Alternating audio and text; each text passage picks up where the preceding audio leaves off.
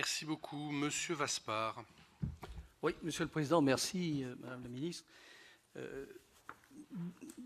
Nous sommes la Commission d'aménagement du territoire ici, hein, donc on est obligé aussi de s'intéresser au territoire. Donc moi je voudrais vous dire que rien n'est dit dans la loi, à ma connaissance, sur les lignes les moins fréquentées et sur le traumatisme qu'a généré le rapport Spinetta dans les territoires. Hein. Et ça, je crois qu'on n'a pas mesuré, ou pas suffisamment à mon avis, l'impact qu'a eu ce rapport à un moment peut-être presque inopportun.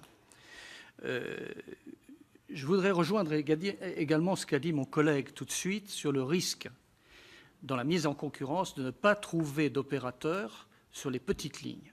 Si nous ne trouvons pas d'opérateurs sur les petites lignes, ça va nous poser une difficulté. Ça risque peut-être d'ailleurs de mettre la SNCF, si on veut maintenir le fonctionnement de ces lignes, en difficulté, ou alors faire à nouveau appel à davantage de financements régionaux. Donc, voilà, non mais je vous pose la question quand même quelque part, hein, c'est une question. Et puis, en complément de cela, moi je voudrais revenir aussi sur la rénovation des lignes. Hein. Là, c'est pas forcément, ça ne devrait pas forcément être dans la loi, mais c'est aussi une inquiétude. Il y a des lignes qui ont été fléchées, où il y a des moyens financiers de mis. Je ne veux pas citer d'exemples concrets, mais je vais prendre mon exemple, mais concret. On pose la question de savoir si ces fonds-là vont bien être affectés à la restauration de cette ligne. Je vous ai d'ailleurs, Madame la Ministre, écrit, je n'ai toujours pas de réponse sur le sujet. Et ce qui entretient l'ambiguïté et l'inquiétude, c'est oui ou c'est non. Mais il faudrait qu'on ait des réponses claires à des questions précises. Et ça, je crois que c'est absolument nécessaire et indispensable si on veut retrouver cette fameuse société de confiance dont vous appelez de vos voeux. Merci, monsieur. Sur les lignes les moins fréquentées, je pense y avoir répondu. Qu'est-ce qui pose problème dans le statut? Dit non. Pardon?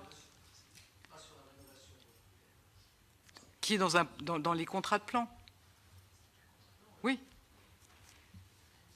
Oui, les contrats de plan ne se sont pas exécutés à un rythme effectivement foudroyant sur les premières années, je dois le reconnaître. Moi, je vous confirme l'engagement et franchement, je pense que tout le gouvernement est conscient de l'importance du respect de ces contrats de plan.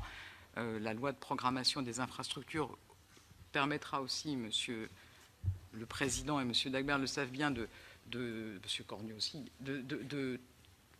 d'avoir une trajectoire sécurisée qui permette de s'assurer qu'on finance ce sur quoi on s'est engagé, ce qui semble quand même important pour la crédibilité de la parole publique. Et donc, moi, je vous confirme que les engagements pris dans les contrats de plan devront être honorés, hein, sur ces petites lignes et sur les autres projets.